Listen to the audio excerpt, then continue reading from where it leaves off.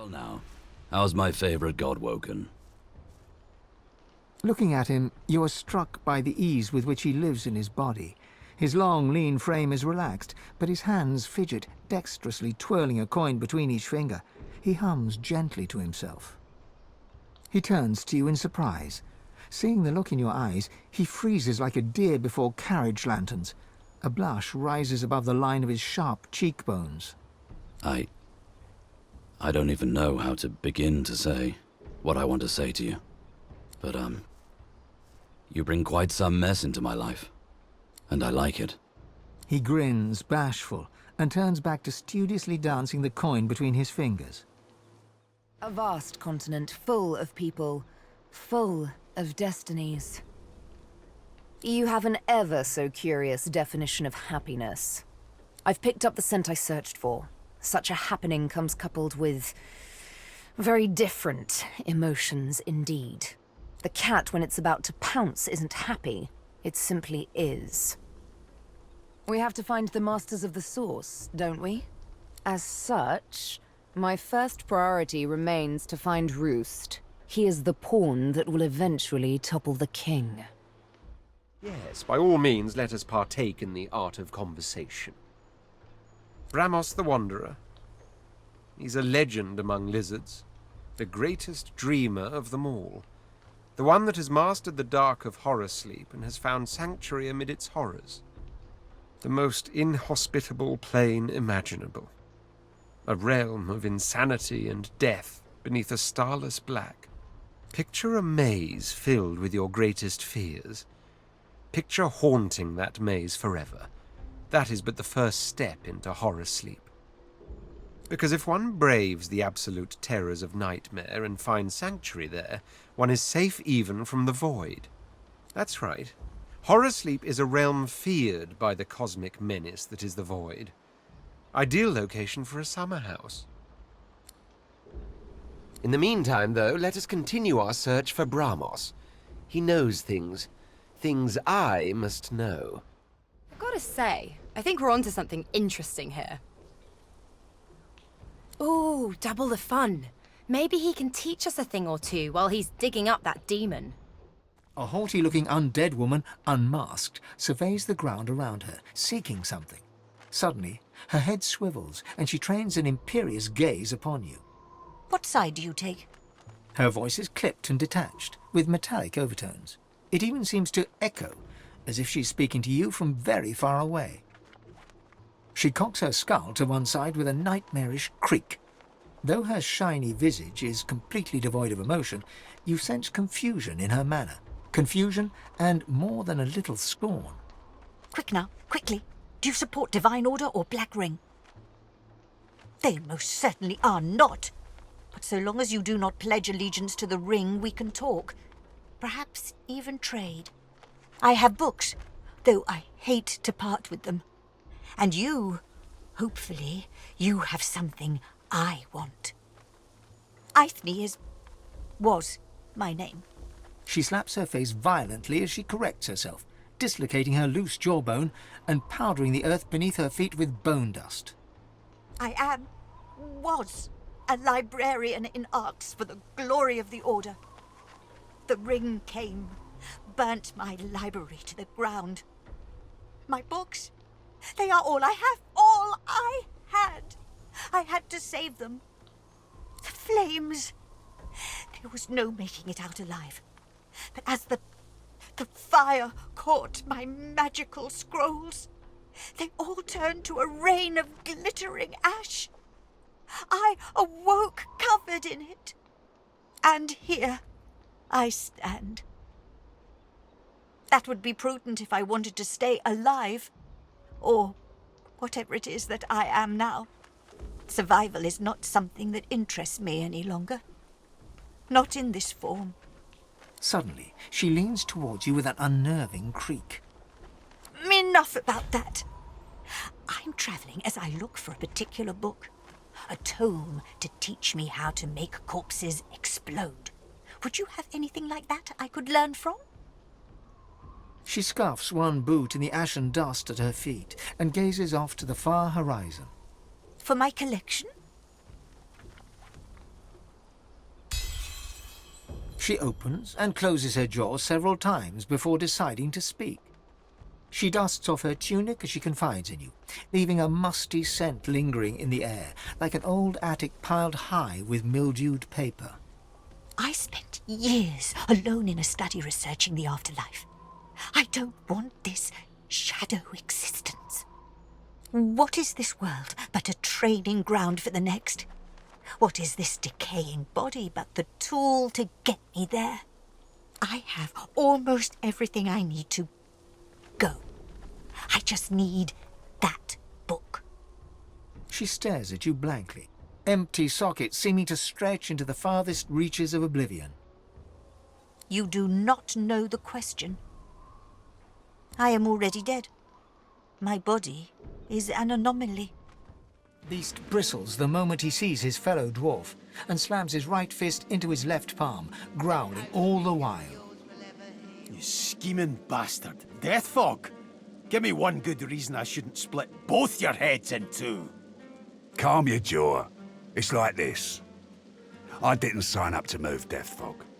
Other weapons, even soul-forged weapons, sure. But Death Fog? Absolutely not. When we found the bomb on a Magister's ship, I was told to ship it to Arx along with the rest of the stuff. But I couldn't. Morders disagreed, obviously. But thanks to you, he's dead. You need to get to Arx as quickly as possible. That's where she's planning to use it. There'll be a wedding in full swing by the time you arrive. A girl named Isla and some do-nothing type.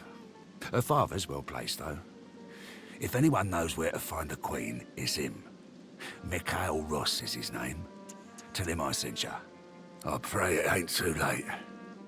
Mohar was in way over his head. Death fog's nothing to mess with. All that matters now is getting to Arx and stopping that bomb.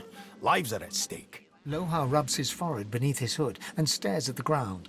As you approach, his face hardens and he stands at his full height. So? Lohar takes the amulet and turns it over in his hand. He pockets it matter-of-factly. What did you find in the cave? Dead. More dead. And Mordus with them.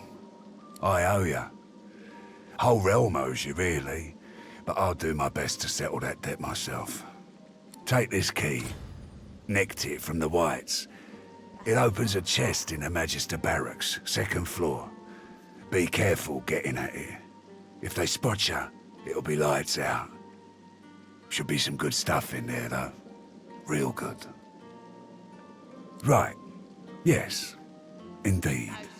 Apart from Mordus, I can think of 3 folks in the area who'd be worth your time. Give me your map. First, a demonologist. My people reported he passed through here not long ago. Avoided the Magisters very carefully, that one. Jayhan's his name. I'll show you where we last saw him. Next is an easy one. Well, maybe not easy, but obvious. Riker, master of the old graveyard. Now there's a sorcerer you don't want to double-cross. Not far from here either. Last one I can think of may not be useful. There's an elf called Sahala. Young but powerful. She got carted off to the Joy. Her people have been spotted in the area, though, and I wouldn't have put it past them to spring her out. Here, look where I've marked. You'll find them. They worship that girl, like she were their flesh-munching god himself. And there you have it. I hope one of them can tell you what you need to know. Well, someone will have to clean up the mess in that cave. Bury the dead, get rid of anything the Magisters might use to pin anything on us. But you, I imagine you'll be moving on. What is it? I have a lot on my mind. What are you doing with that?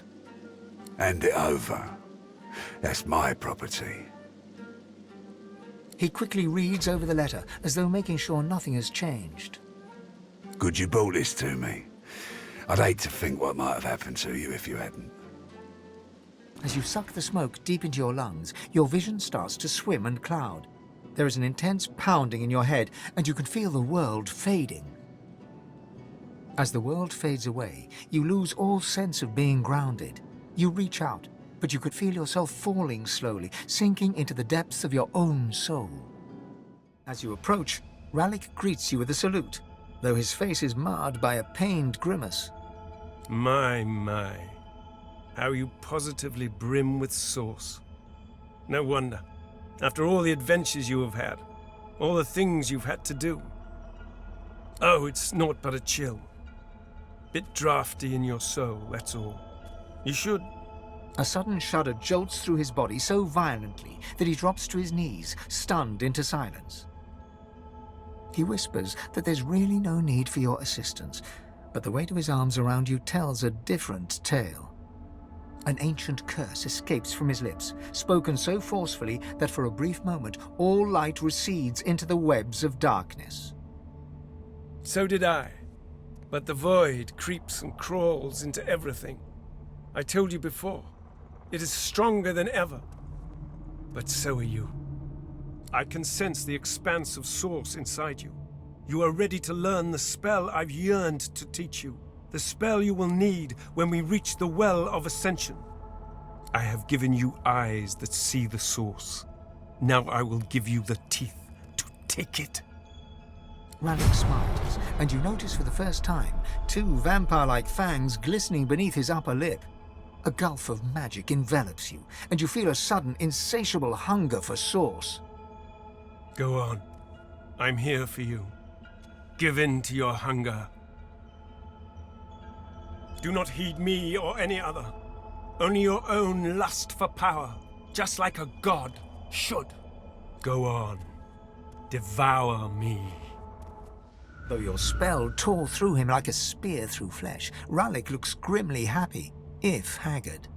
You speak the spell with brash ferocity, like I knew you would. My champion. Oh, do you still not see? Even though you are a god-woken, destined to be a god. Let me tell you the one truth about what it means to be a god. It is to be the lion in a world of lambs. It is about power. And power is not given, it is taken. With your all-seeing eyes and your all-consuming teeth. You can see the souls of the dead. And now you can feed from them to your hungry heart's content. So feed. For you will starve until you finally feast upon the Well of Ascension. Don't be coy now. Your hunger will soon outweigh your all-too-delicate feelings. Your soul must grow bigger still. Your inner self become a vaster expanse so that it may house divinity. There are more masters of the Source, more aspects of the Source to learn. The hunt continues.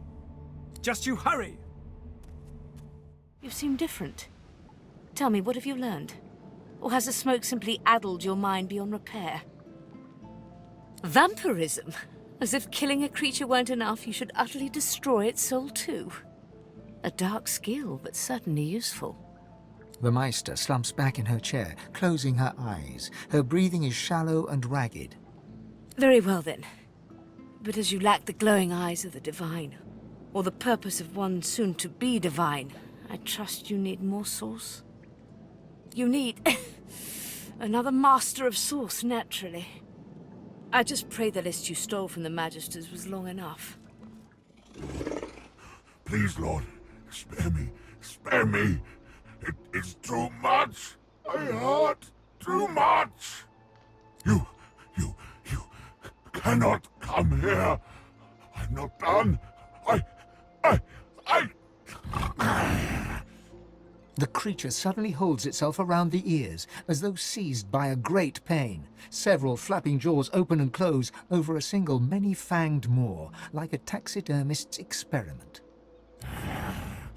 Go!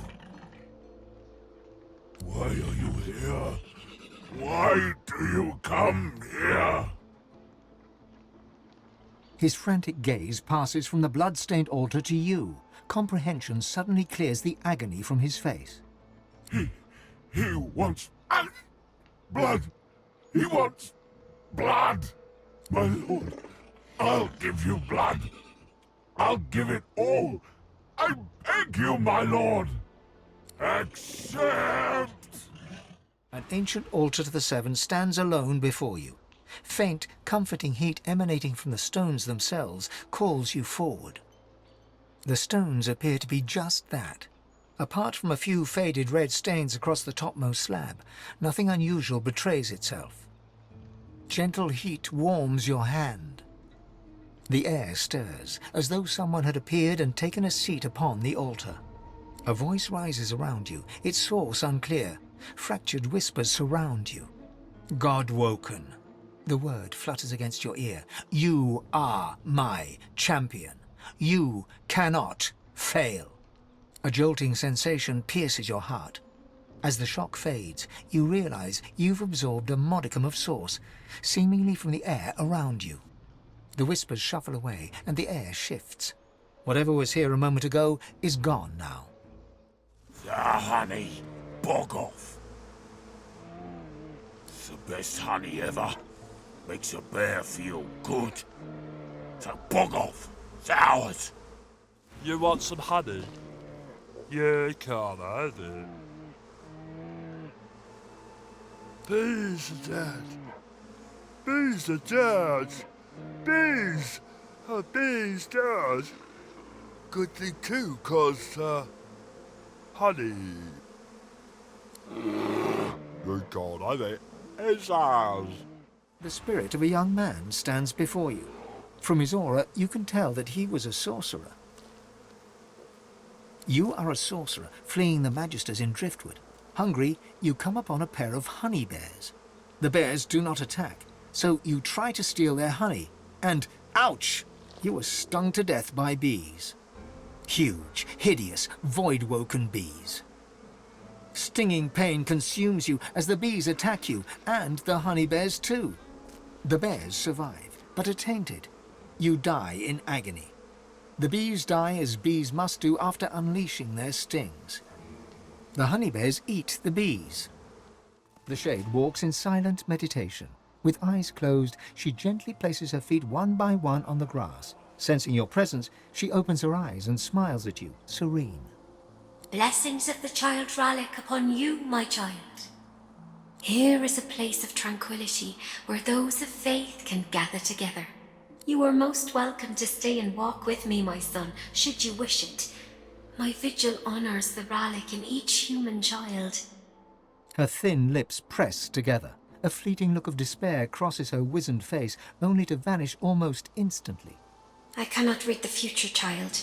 I live still, see? How else would we be in conversation? Rallick honors his chosen. Were I dead, I would be standing by his right-hand side in the Hall of Echoes. Pinched of face and stern of features, the spirit of a matronly nun eyes you gravely above her prayer beads. Welcome to the House of Rallick. What brings you to my master's abode? This is the home of Rallick on Earth. You would be wise to bow your head in his honor, man-child of Rallick, as cubs bow before the alpha wolf. She nods, satisfied. Best you leave the building, stranger. We have sorcerer trouble. We're trying to talk her down without a fight. It's not going well. God's damn sorcerers. A sorceress, as it happens. A master of portals, and a lizard too. She seems unable to escape, thank the Divine. But we can't get close enough to bring her down. We chased her clear across the country, and she's left devastation in her wake. We expect a Voidwoken attack here too, at any moment. That, or worse. Well, it's your funeral. Try not to let her use sorcery on you. I'd like to avoid having Voidwoken show up. And do watch out for the lava. That's instant death. Anak the sorcerer looks at you in surprise. You don't look like a magister. A sense of urgency from deep within you quickens your heart and hardens your gut. Your god wants you to know that this sorcerer can help you on your mission. She can help you to become more powerful. I'm leaving. That's what's happening. Under her breath, she incants a simple spell.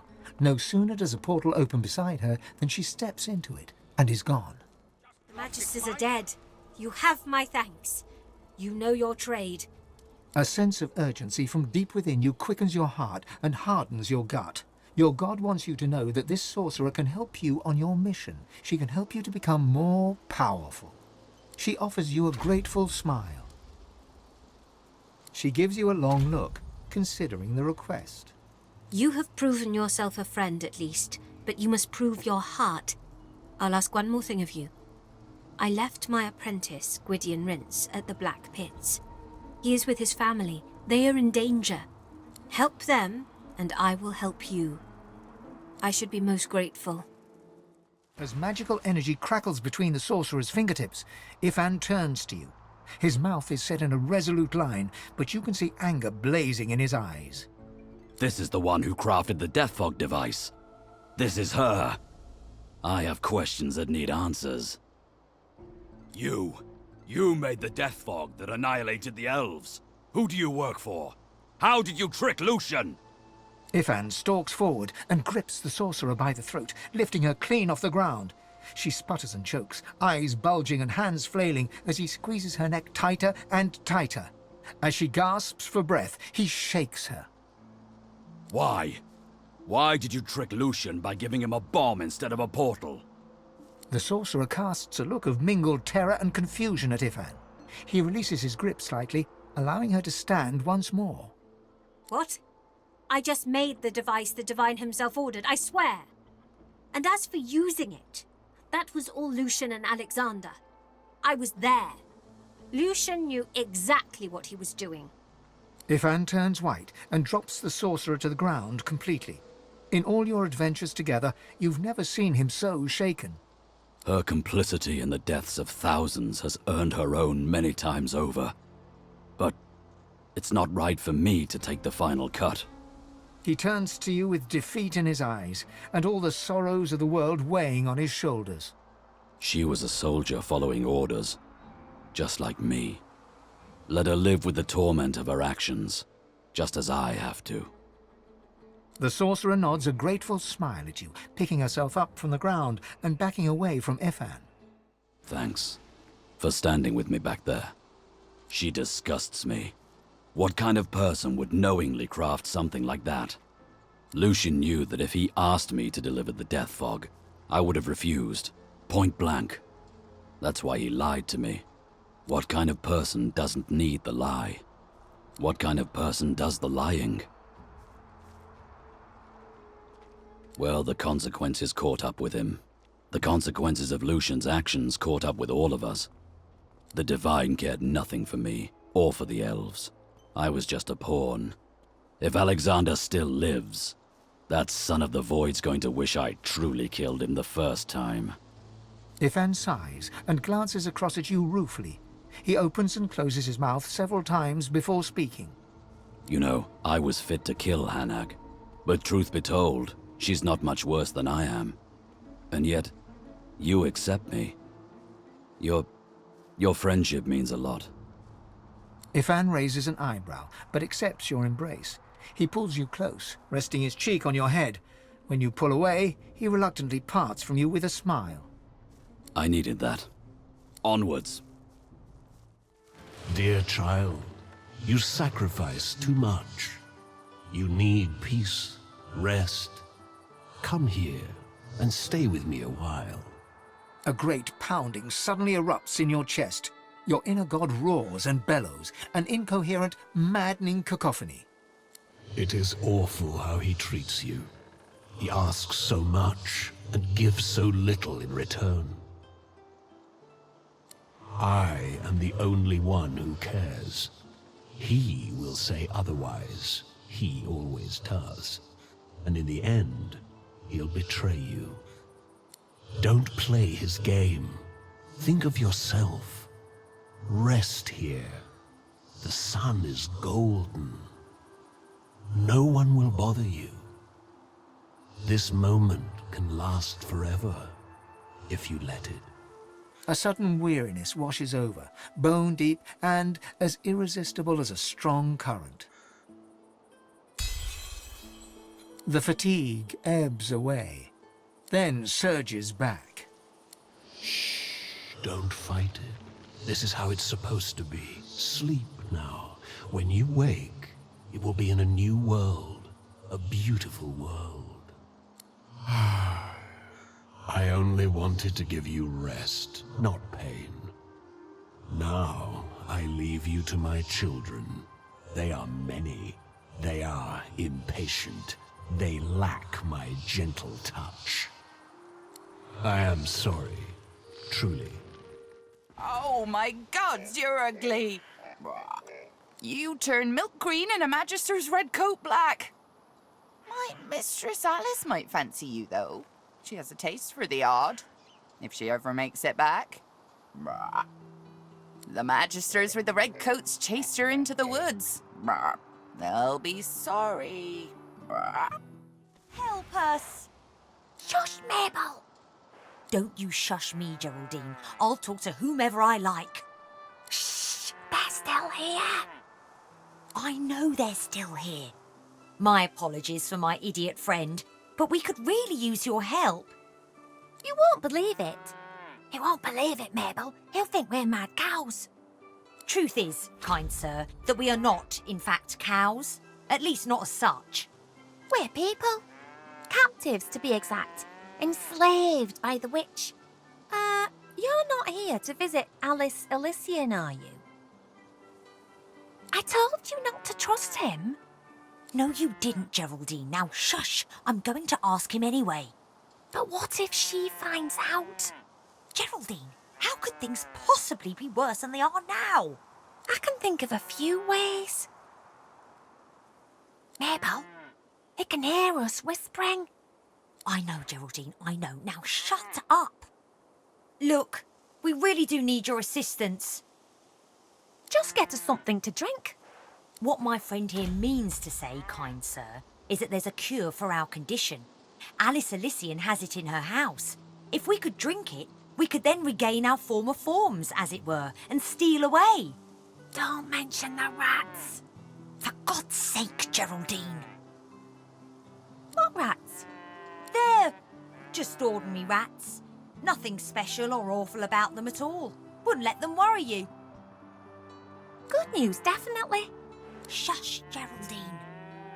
What's the bad news? Oh, goody. Let me guess. There's only enough for one of us? Yeah, thought so. Well, that's no good. You have it, Geraldine. Oh, Mabel, I couldn't do that. I insist. OK then, thanks. I'll have it. Mabel gives Geraldine a side-eyed look, then sighs. Go on then. That's totally me. Mabel snorts, but you can see that she's fuming. Yes, totally me. Thanks, Mabel. I love you. Me, please. Geraldine listens with bated breath. Mabel pretends not to care. I'm humbly grateful. Truly. I'm sorry, Geraldine. Mabel, you're such a cow. Oh, I'd give up my wings for a respite from this pestilence. My feathers are molting. My wings can't carry me anymore. I feel so cold. All I can think about is warmth. It painstakingly attempts to flap its spindly wings, failing miserably. I doubt anything can remedy how terrible I feel. The bird ruffles its patchy coat of feathers, glaring at you with beady eyes. You're no healer. How dare you suggest such a thing? Besides, I'm far too valuable, a trophy animal, to just be put down. The bird's head droops miserably. There's no better offers on the horizon. Oh, all right. Do it. Just try and make it quick. The egg is warm to the touch, but not from the ashes. This warmth comes from deep within the egg. The egg is smooth and glossy dark, like some rare volcanic mineral. From deep within its core, a fiery glow pulsates, almost like a heartbeat. A phoenix egg is a priceless treasure. It should be cared for. There could be mighty power within a phoenix egg, especially if eaten. Fine bragging rights to be able to say you've eaten a phoenix egg. This is a gift from the gods. Perhaps they still smile upon us. It must not be harmed. The phoenix will hatch, only to go through the same suffering again. Better to eat it. This creature is born of fire. Eat it, and you might gain some of its power. I shall keep this egg. Who knows what might come of it? You're human, aren't you? You're not straw. But I bit some straw. It was shaped a little like you, but then it moved and threw me off it. The rabbit shakes its head. No, I'm dizzy. I hit my head when the straw man threw me in the air. Who goes there? Ha! If you're looking for adventure, east's the way to go. It's a void-woken hellhole over there. Sorcerer at work. Powerful one. Of course, you could wait for the Magisters to sort them out. You'll be waiting. Holding the fort like we always do. Usually the fort in question is bigger than this one, but you do the job in front of you, don't you? Seems someone high up doesn't trust the Magisters to do their jobs out there. What should you expect beyond the bridge? Ha! Expect sorcery of the highest order. Expect Voidwoken, bigger and badder than you've ever seen. Expect the void. Expect to die. Go on through, adventurer. We won't stop you. Heading east? If I were you, I wouldn't. You look tough, but you ain't tough enough. East'll be your funeral. The rolling pastures of Paradise Downs ain't paradisical no more. You've hit a nerve. He looks away. Ain't none of your business why I'm still here. He can't look you in the eye. I left my girl out there, all right? Sally and me got split up, and I said we'd meet up here. And I ain't going back out there looking for her. You can judge me all you want. I ain't ashamed. He nods, but the shame pricks him, yet he still can't look you in the eye. You ain't seen it out there. You'll find your own limits quick enough. He turns away. The couple notice you approach. The man offers a cheery smile. The woman watches you a little more warily, her arms crossed in front of her. Greetings. Greetings. The open road. And a new life at the end of it, hopefully. Fulton, our business is our business. Remember what Carl Van told us. The man nods, chastened. We don't know where we're going, but we're definitely not going back. There's no reason for anyone to go back where we came from unless they have a death wish. We heard that our homes are likely gone. Voidwoken. We'd be dead with everyone there if we weren't forced to meet in secret. Fulton's a sorcerer. I don't care about that. I love him. But too many people from where we come from would care. Yeah, they were just stuck in their ways. Afraid of what's being said about people like me. Well, they're all dead now, and they can't stop us being together. The Voidwoken are welcome to this place. We're going to start a new life. A weary paladin strips equipment from the bodies of the dead, singing softly to himself. He looks you up and down, then nods a greeting. Oh, pity you just arrived. We could have used adventurers like you in that last fight. We're short-handed, deserters, if you can believe that. Abandoned their post and wandered off into the wastelands. Left their friends here to die. It's shameful. We think alike, you and I. See the captain, adventurer. He'll put some work your way. Be careful on the road, stranger. You're safe enough in here, but past the bridge you're on your own. We're doing well enough for now.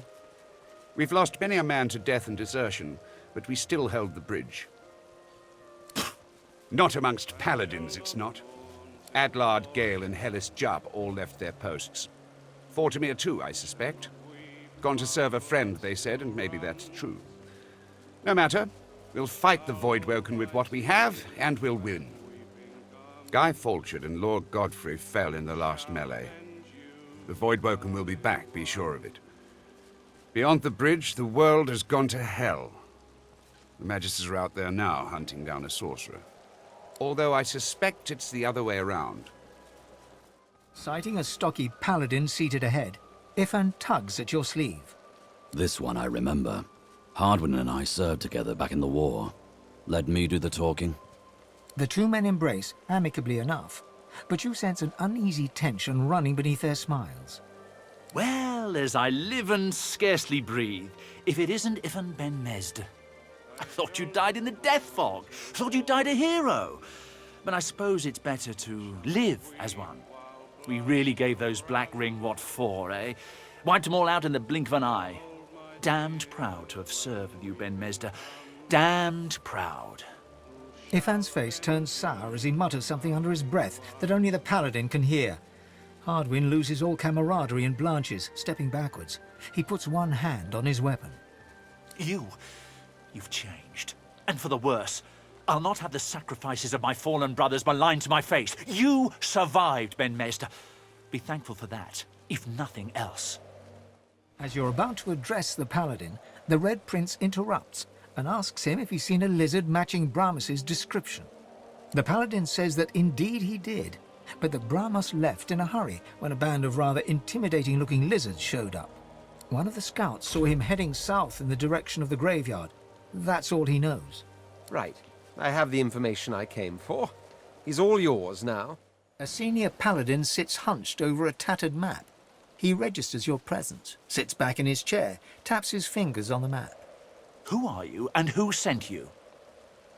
He appraises you with a look, then grimly grins. I think I've heard about you. Didn't you free the Meister from the gallows in Driftwood? Then I may well have a job for you, if you're interested. He taps a finger on the map on the table. Here, in the Black Pits, are White Magisters. Their operation is shrouded in mystery, and this pricks our ears. We are gravely concerned. We believe the White Magisters may have strayed into the darkness. We suspect that Dallas herself and her master Vriedemann are the inspiration for these dark endeavors. Look under the white veil of secrecy and report back. How much do you want? I have fewer paladins to pay, so I have ready gold. But there are limits. He breaks into laughter. Done! And cheap at the price, too. He offers you an item. A whistle-like device sits nestled in your hand. When you're ready, send a war owl. Be careful out there. It's a dangerous place these days. And I'd like to think I'll hear from you again. And, adventurer... He looks you in the eye. Don't get caught. Jonathan, how long has it been? Gareth looks to the limp body at his feet, then to you, sword raised. He isn't quite present, but lost in his own tangled thoughts. I knew I'd see him again. I wish it hadn't been like this. Indeed, yet more than that. His name is Jonathan. He is my friend, or was my friend. I led him here. I felt someone's gaze on me from almost the very moment I stepped foot on the coast.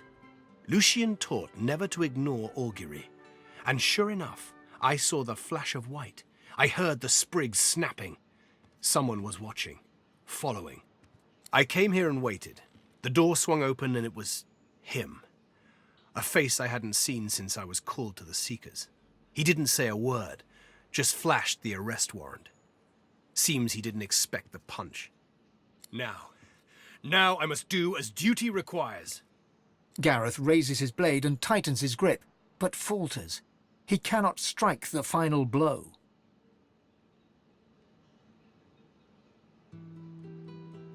Gareth turns his head. He's even further away than before. I don't know.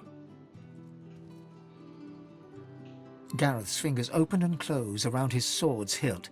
His breathing slows and his face relaxes, yet his arm remains suspended. Gareth lowers his arm and straightens his spine. I know a safe place nearby, away from the creatures of the meadows. I'll take him there. He'll be untouched until he wakes. I pray he remembers what we were, and what we still might be, should Lucian will it. Before you lies a primitive altar to the Seven, apparently constructed during a bygone era. Something about it appeals to you, a faint heat emanating from the stones, perhaps. The stones appear to be just that, Apart from a few faded red stains across the topmost slab, nothing unusual betrays itself. Gentle heat warms your hand. The air stirs, as though someone had appeared and taken a seat upon the altar. A voice rises around you, its source unclear. Fractured whispers surround you. Hurry. I see you, but you are no elf. This place is not for you. Its trial is not for you to attempt. Very well. You may face the trial. You shall learn all that you need to know. Show patience. Elves know that nature is a finer weapon than even the sharpest blade. The Four Seasons have served our people well. 4 heroes rest before you, wielders of the seasons. Pay homage to their skills, solve their riddle, and prove yourself worthy of elven respect, if you can. Winter shudders with ice and snow. Autumn rumbles, the sky lit aglow. Summer burns, air fiery as a hearth. Spring quenches with bloody rebirth. I am the voice of the fire. My flame bears the will of all elves and lights the way for those who wish to prove their mettle. From within the totem, an otherworldly voice. Spring, gentle so that the others may be strong. The fallen quench the soil with their blood and hasten the rebirth. Death becomes life, as is our way. A deep voice rises from within the totem. Summer, fierce and unyielding. May we cast the power of the sun against those who bring violence. The sun gives life to our trees, but burns their flesh. From somewhere within the totem, a voice booms. Winter, that armors our forest home in ice and snow. Let it make our enemies stumble and fall, and make them easy meals for our spears. The trial of combat has ended. You are victorious. Your prize awaits. Use it wisely, as a true friend of the elves.